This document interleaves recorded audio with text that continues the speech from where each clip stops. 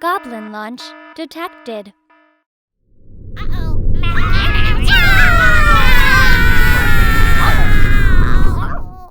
Hey gang, and welcome back.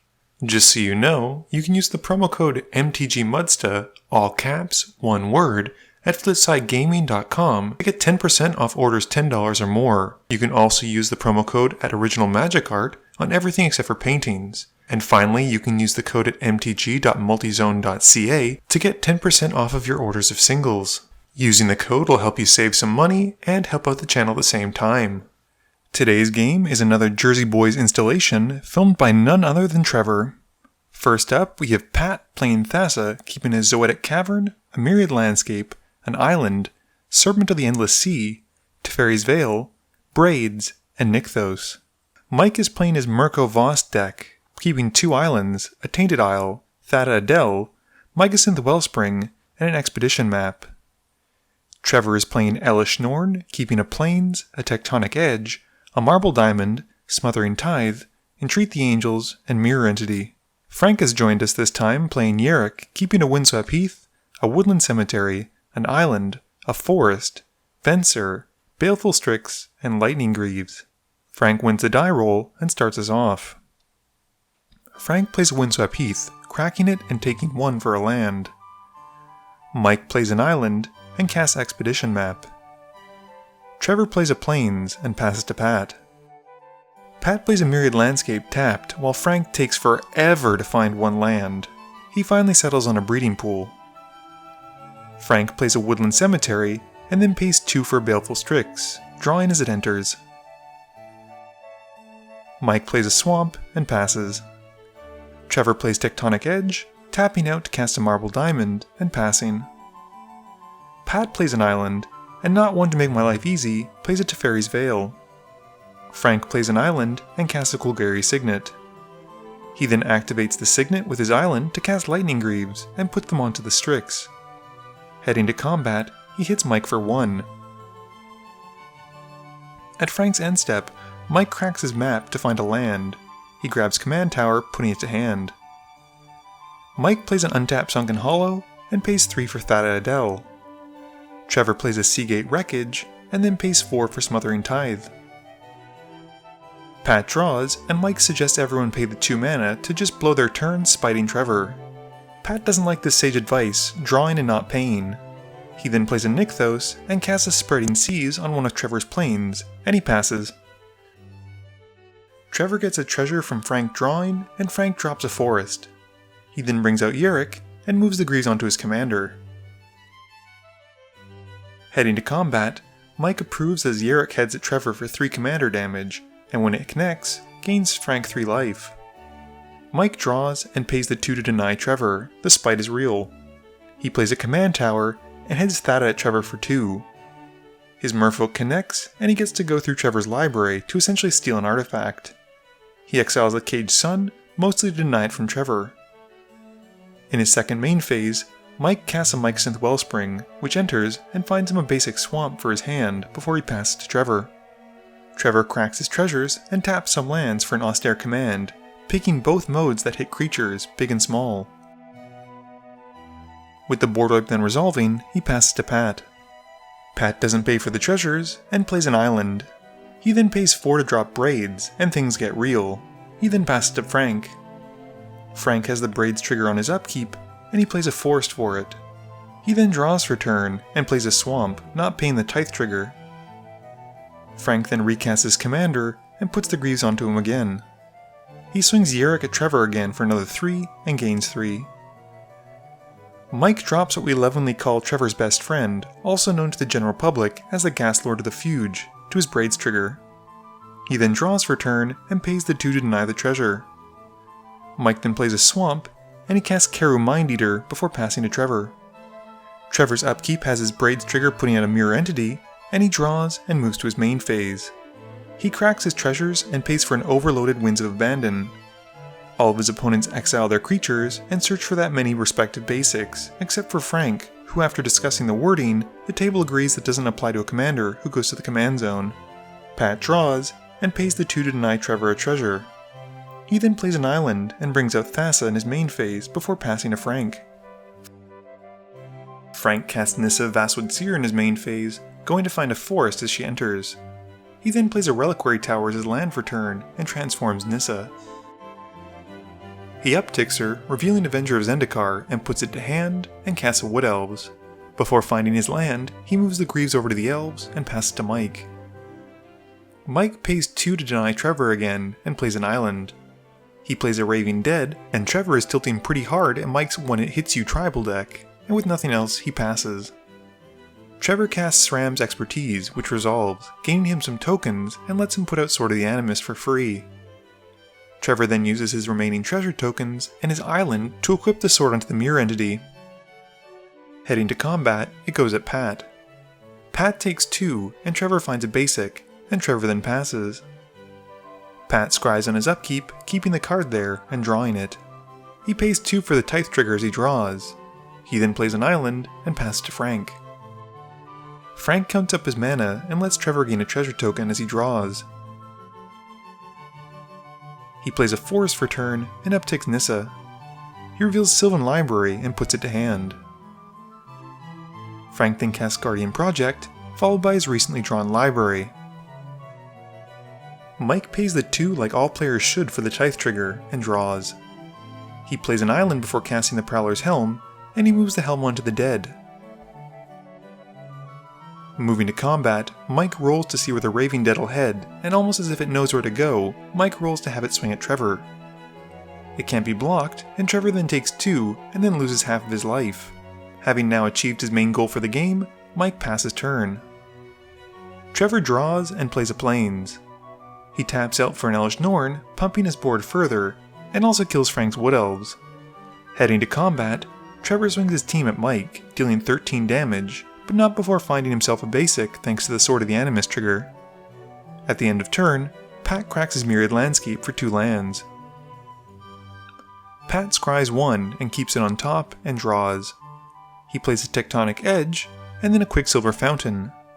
With the fountain on the stack, they catch the Tithe trigger and Pat pays 2. Pat then casts a Sapphire Medallion and passes to Frank. Frank uses his library trigger, and Trevor gets 3 treasure tokens, while Frank takes 4 to keep an extra card.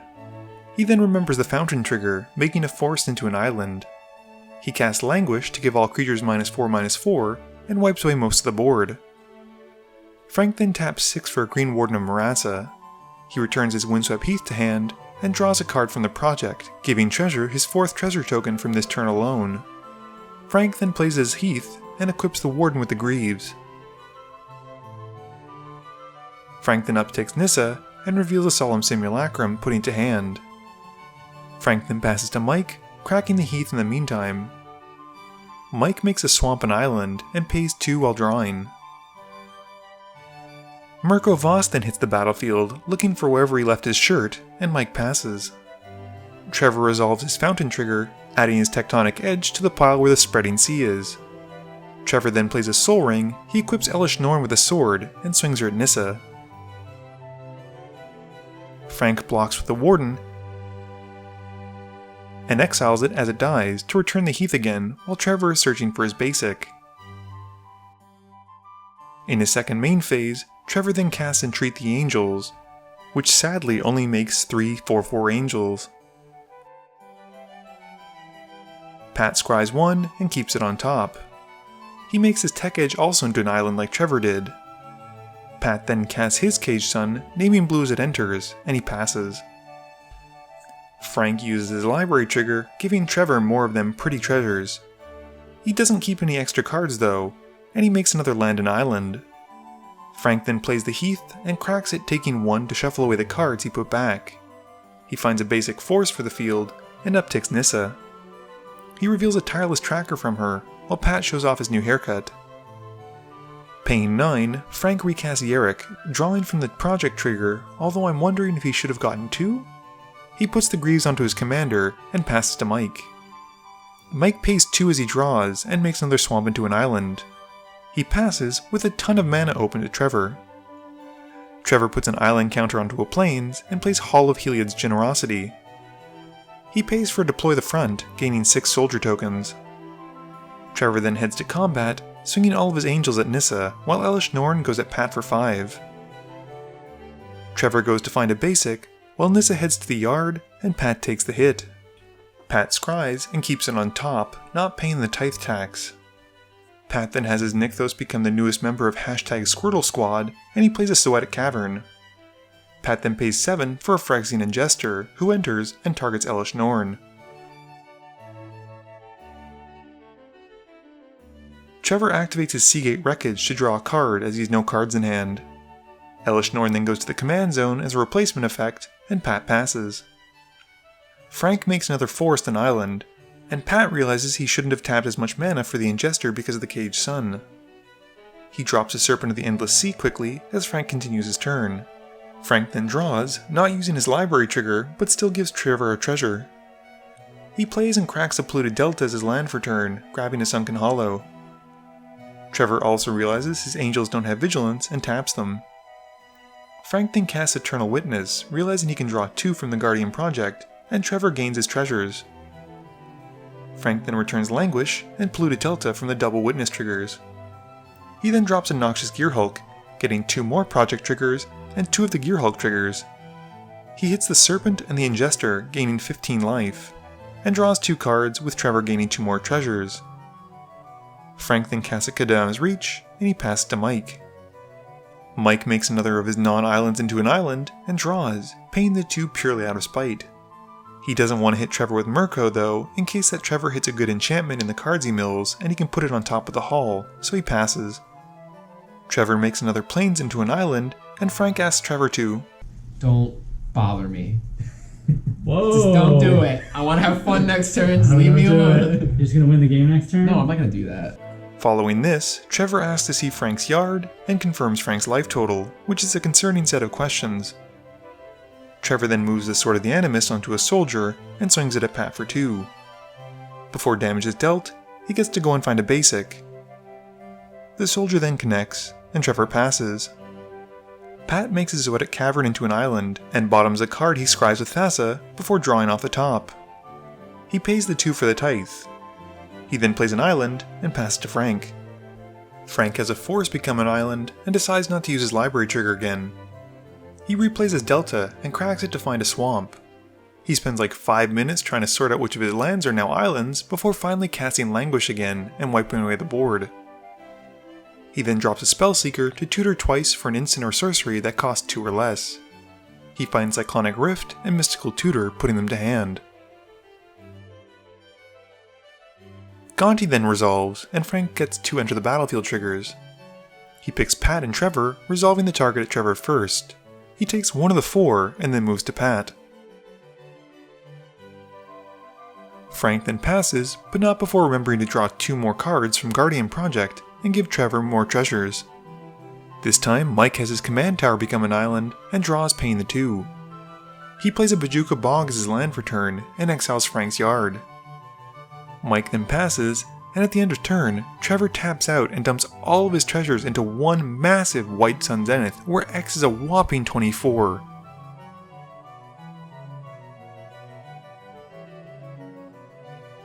Thankfully, Frank responds to this after Pat passes priority, and flashes an Avencer to bounce the Zenith back to Trevor's hand. He has a second bounce as well, and the Caged Sun returns to Pat's hand. Frank also gets to draw 2 cards, and gives Trevor 2 more treasures. Trevor plays a Numeria Shepherd in his main phase, and then casts a Luminarch Ascension. He puts a Sword of the Animist on the Shepherd before passing turn. Pat bottoms his top card, drawing, and recasting Caged Sun. This prompts Trevor to remember his Tithe trigger, which Pat pays the 2 for. Pat then plays his own Ascension-like spell with Quest for Ula's Temple. He then passes to Frank, while Trevor goes to find a die for his Ascension. Frank makes another swamp into an island, and uses his library trigger, giving Trevor 3 treasures as a result. He keeps 1 extra card, losing 4 life, and is very excited by what he's drawing. He then plays an island because he clearly needs more. A Panharmonicon then hits the field, which is going to mean a lot of triggers. He taps 7 mana's worth while Trevor adds his Ascension counter for an Avenger of Zendikar. It enters, and he gets 3 Avenger enter the battlefield triggers, gaining 45 plant tokens. With nothing else, Frank then passes. Mike has his Bog become an island, and draws, keeping those 2 lands tapped as he does. Unfortunately for Mike, his hand is very black heavy, and being starved for black, has to pass to Trevor. Trevor makes another plains and island and draws. He plays Nykthos' land for turn, and returns Mirror Entity to his hand with the Shepherd's landfall trigger. He then recasts Elesh Norn, and Frank is a bit upset that his land came into play before his plants did now. With Norn on the stack, Frank casts Mystical Tutor to go and find an instant or sorcery and puts it on top. Frank says he might have an answer for it, but ironically it turns out he needs more islands despite his earlier complaint about the fountain messing with his land base, and decides on an Assassin's Trophy, putting it to the top, while Norn resolves and wipes away all of Frank's weeds. Trevor then casts a Mirror Entity, and he heads to combat. He swings the Emeria Shepherd at Frank, and he gets a sword trigger, finding a plains, and then hits him for 7. Trevor does have a landfall trigger from the Shepherd, but sadly no legal targets. Pat scries and bottoms the card, and then draws, but is unable to reveal a seafood creature for his quest trigger. He plays an island and passes. Frank brainstorms at the end of turn, giving Trevor 3 more treasures, and Trevor remembers his Ascension trigger for the first time in a few turns. Frank puts 2 cards back, and uses Assassin's Trophy and targets Elesh Norn. Trevor lets her die, and puts her to the graveyard, going to find a basic from his library. With the basic plains coming in, Trevor gets a landfall trigger from the Shepherd, and brings Elesh Norn right back, while Frank immediately regrets showing up to EDH night. Frank draws and asks what will happen if he plays an herb ward with the fountain out. The consensus is that nothing too much will happen, except that they'll also be able to tap for black. He then pays 7 in his main phase for Agent of Treachery, which is the first time I've ever seen this card outside of Limited. He gets 3 enter the battlefield triggers, and targets Elesh Norn, the Ascension, and the Shepherd. Responding to this after being passed priority from Mike, Trevor activates his Mirror's Entities ability and puts 0 into the X to wipe away his creatures. Frank does still get the Ascension though. Frank then resolves his 3 project triggers, drawing 3 cards, with Trevor gaining more treasures. Frank then heads to combat, and swings the Avenger at Trevor, and Yarok at Mike, gaining 3 life. Frank then passes. Mike has no non-islands to target with the fountain, so he wins? He draws and pays 2, and passes. Trevor untaps, and says goodbye to another plains to the fountain. He draws for turn, and casts Legion's Landing, gaining a vampire token. He then taps 11 mana for Elesh Norn, and passes to Pat. Pat scries and bottoms the card, and draws an island, playing it immediately. He passes disheartened with the amount of lands he's drawn, even with the scries. At the end of turn, Frank overloads the Cyclonic Rift. With the spell in the stack, Trevor sacrifices all of his treasures, and activates Nykthos for 4 white mana. He then bounces his field back to his hand, and before leaving the end step, casts Zenith again where X is big, but Frank stops it with a good old counterspell. Frank doesn't have to make an island on his upkeep, and he draws. He casts a Spark Double, but in response, Mike is ready with Polymorphous Jest to remove any tasty abilities that Frank would want to copy as the double comes in. Very sad, Frank has it come in as a copy of an abilityless Avenger. Frank then casts a Lotus Cobra and a Risen Reef. He gets 2 triggers as it enters, and he puts a card to hand and a Scalding Tarn to the field. Frank then drops a Crater of Behemoth, gaining 2 more enter the battlefield triggers. Everything gets +8/+8 twice for a total of 16 power and toughness boost. He then swings the Hoof at Trevor to take him out, and some of the various other creatures at Mike, and Yarok at Pat. Before damage is done though, Mike casts Savonus Hunger and has City's Blessing. This means that all of Mike's opponents have to sacrifice half of their creatures, and the only one who has creatures at this point is Frank. Frank has the 3 new creatures he's cast this turn in his Commander Go, and is still able to take out Mike and Trevor. With nothing else, he passes to Pat. Pat draws and reveals an island off the top, and with nothing in his hand, concedes to Frank. Game review time. So, I think this game was unfortunate in the sense that Pat basically scried away every single island in his deck, and still managed to draw even more. One of the parts you haven't seen in the game, which I cut out, is basically him showing the bottom of his library and revealing about 7 islands. That's never where you want to be with any deck. I like Mike's Dimir aggro deck, where all the creatures do something when they connect. It's flavorful, it's fun, and it has the added benefit of unnerving Trevor no matter what deck he's playing or what position he's in. I will say though, if Mike had wanted to go for maximum troll value, when he connected with the Thassa Adele, he should have stolen Trevor's Soul Ring, and then cast it, and then used the Soul Ring to pay the 2 for the Smothering Tithe trigger whenever he drew. Elesh Norn loves her tokens, but unfortunately Trevor wasn't really able to get very many beyond the SRAM's expertise. He had 2 giant White Sun Zeniths that didn't resolve, and a lot of his earlier board wipes were basically meant to stop Mike from connecting with him. This in turn let Frank kinda run a little bit rampant later on, but Elesh Norn did do a good job of shutting down the Avenger of Zendikar, and I know Frank really regretted casting it without having a fetch land to play. I will say that Frank's take on Yarok is definitely more along the lines of good stuff, whereas Tal's version is more about a theme. I don't know which I like more, but they both have their merits. Please be sure to tune in every Monday and Thursday at 11 AM Eastern Standard Time for a guaranteed new video. You can also follow me on Twitter at MTGMudsta. You can find me on Facebook at facebook.com/mtgmudsta. And lastly, you can check me out when I stream at twitch.tv/mtgmudsta. This video is brought to you in support by my patrons. If you're looking for a way to help out the channel, please be sure to visit the link below. Thank you all for watching this video, and don't forget, friends are just opponents you haven't eliminated yet.